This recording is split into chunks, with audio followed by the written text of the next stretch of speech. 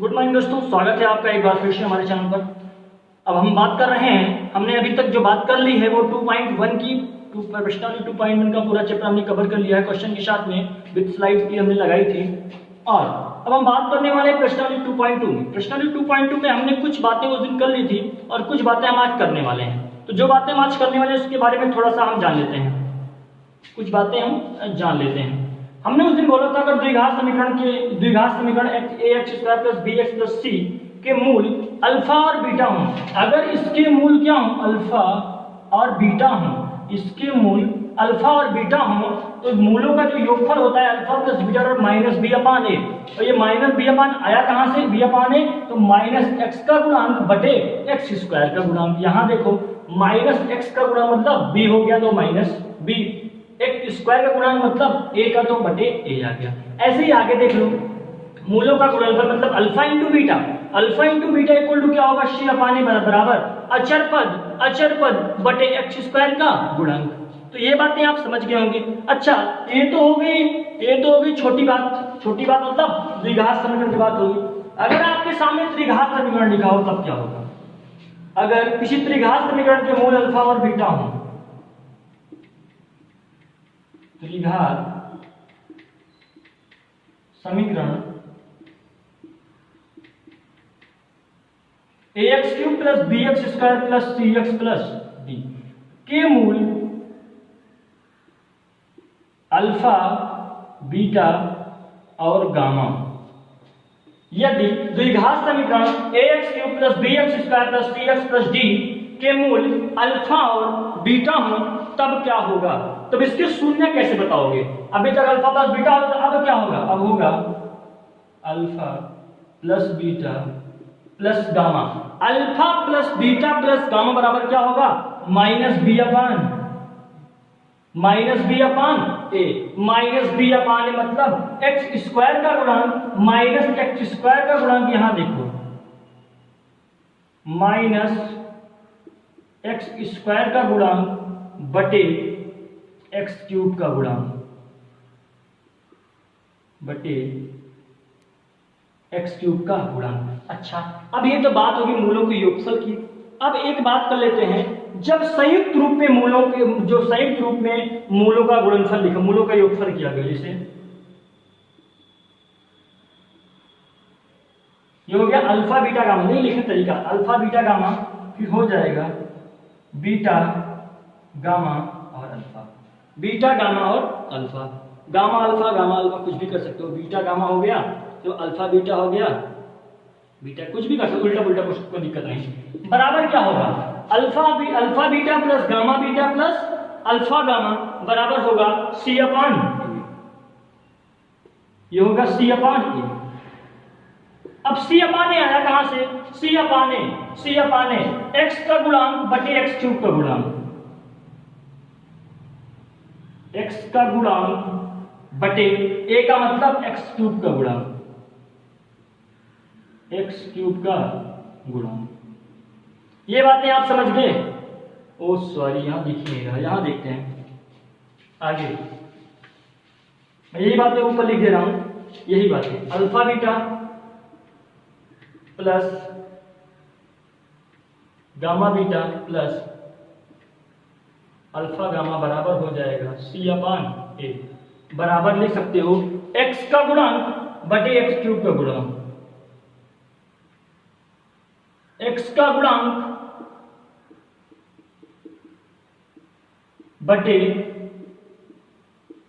X cube का, देखो x का गुणांक यहाँ क्या है, यहाँ x गुणांक क्या है, c है, x क्यूब गुणांक क्या है, a है, तो c अपान a। ये बातें आप समझ गए। आगे बढ़ते हैं, इसको बताते हैं आगे। अब मूलों का गुणनफल क्या होगा, मूलों का गुणनफल मतलब अल्फा बीटा और गामा बराबर माइनस डी अपान ए।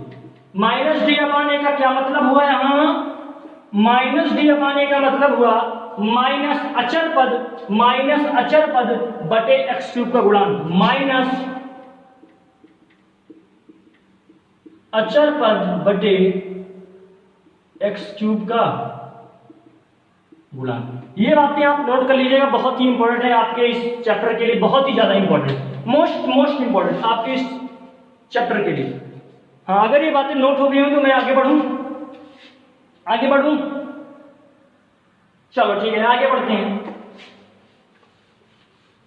आप वीडियो को पॉज करके लिख सकते हो आसानी से, कोई दिक्कत नहीं है।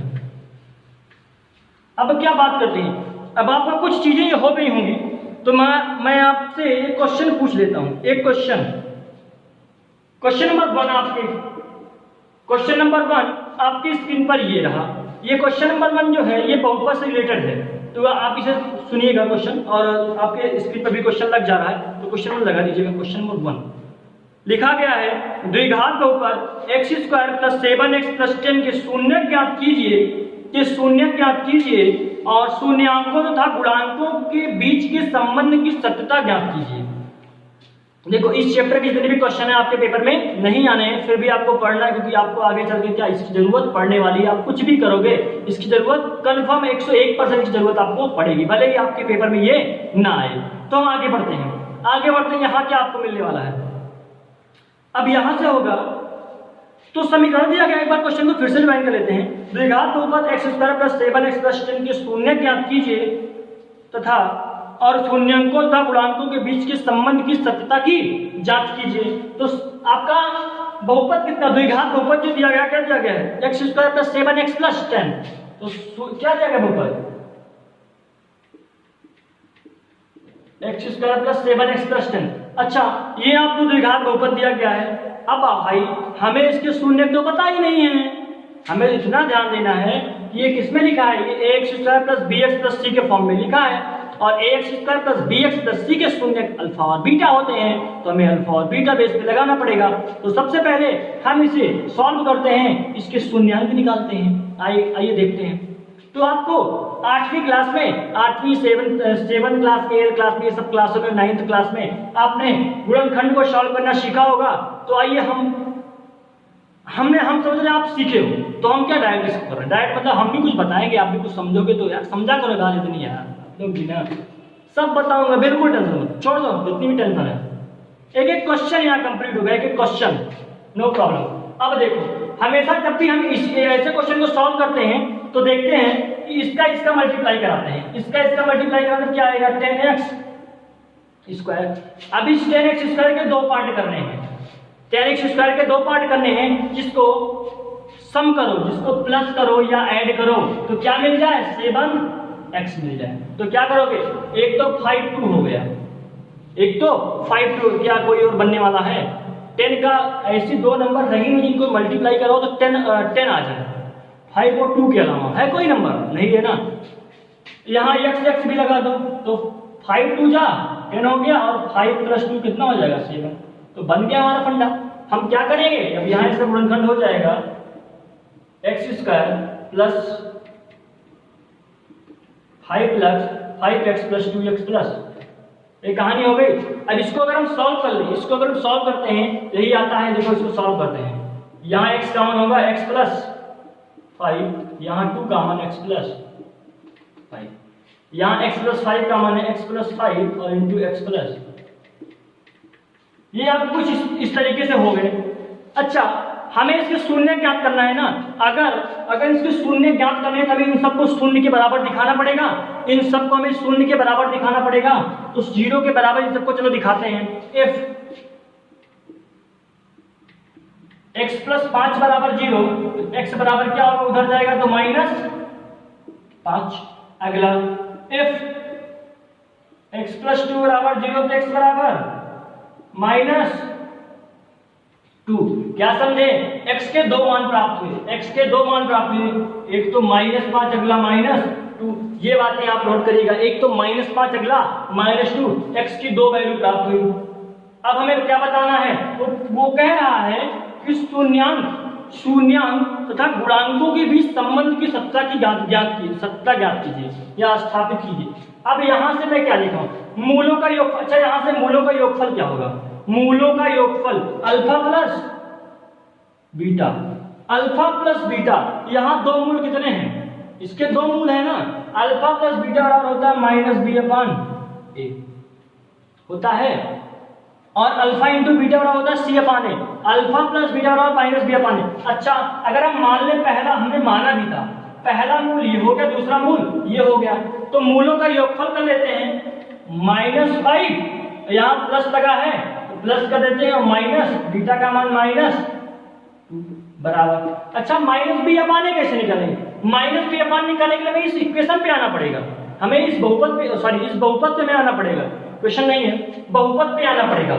हमने आपको बताया था जब अल्फा प्लस बीटा और माइनस बी अपान ए होता है तो वहां बी का मतलब क्या हो जाता है? -x का गुणांक बटे y का गुणांक, -x का गुणांक बटे y का गुणांक। अब आप यहां से क्या समझ पा रहे हो? -x का गुणांक बटे y का गुणांक। चलो आगे देखते हैं। तो b का मतलब -7 कर लेते हैं, b का मतलब -7, तो ये हो गया -7 बटे a का मतलब 1, तो इसको ब्रैकेट खोलो 5, ये खुलेगा तो -2 बराबर -7, तो 5 2 मिनट के 7 हो जाएगा, माइनस वाला बड़ा है तो माइनस का साइन आएगा, तो -7 बराबर -7। तो भाई ये तो प्रूव हो गया, ये तो पहला सत्य है, पहला सत्य है। अब अगला बात करते हैं, अगला कैसे जानेंगे भाई? पहला हमारा क्या, पहला एकदम करेक्ट आंसर आ रहा है, मतलब सत्य है पहली वाली बात।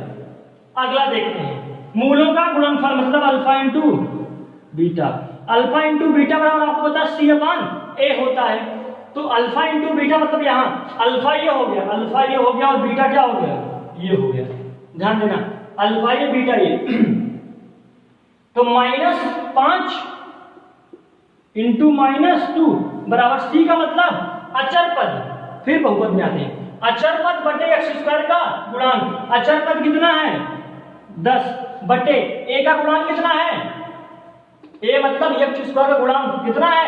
यहाँ 1 है, यहाँ 1 कर दे, 5 2 जा 10, और माइनस का गुणा क्या होता है? प्लस होता है, तो 5 2 जा 10 आएगा, 10 बराबर 10। ये भी बातें क्या है? सत्य हैं। तो संबंध क्या हुए? इसका मतलब दोनों बातें हमारी क्या यहाँ पर प्रूफ नजर होती दिखाई पड़ रही हैं। तो आपको इस क्वेश्चन को ऐसे करना है, जब भी आपसे ये पूछता है कि शून्यांकों तथा गुणांकों के बीच संबंध की सत्यता की जांच कीजिए, तो आप यही वाला फंडा अपनाएंगे। आप बहुपद को सॉल्व करेंगे, वहां से 2 शून्य निकालेंगे, उसके बाद अल्फा प्लस बीटा बराबर ऐसा कुछ करेंगे, अल्फा प्लस बीटा आपके जो 2 शून्य आए रहेंगे वो होंगे, और बी अपान जो निकलेगा आपका वे आपके बहुपद से निकलेंगे। तो पहला क्वेश्चन आई होप आपको अच्छा लगा होगा। ऐसे ही हम बढ़ते हैं आगे। अब क्वेश्चन नंबर 2 पे बढ़ते हैं। क्वेश्चन नंबर 2, तो इसको आप इसका स्क्रीनशॉट जल्दी से लीजिए, जल्दी इसके स्क्रीनशॉट लीजिए, स्क्रीनशॉट जल्दी फास्ट। चलो आगे बढ़ते हैं।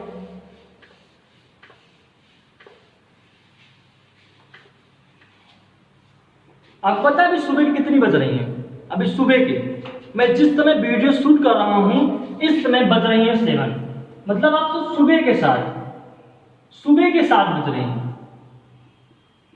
मैं वीडियो आपका जो बना रहा था वो 6:30 के करीब बना रहा था, 6:30 बजे आपका वीडियो बना रहा था।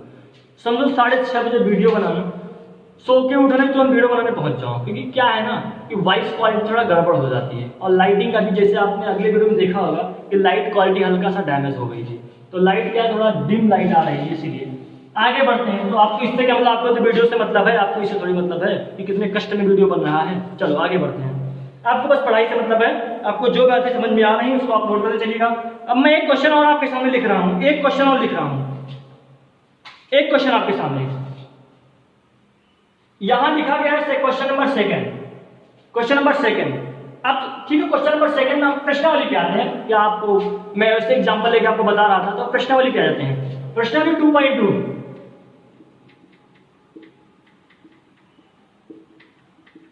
प्रश्नावली 2.2 आपके सामने, बुक खोल के बैठिएगा हमेशा, बुक खोल के, मैं स्लाइड में लगाएगा। तो प्रश्नावली 2 आप देखिएगा।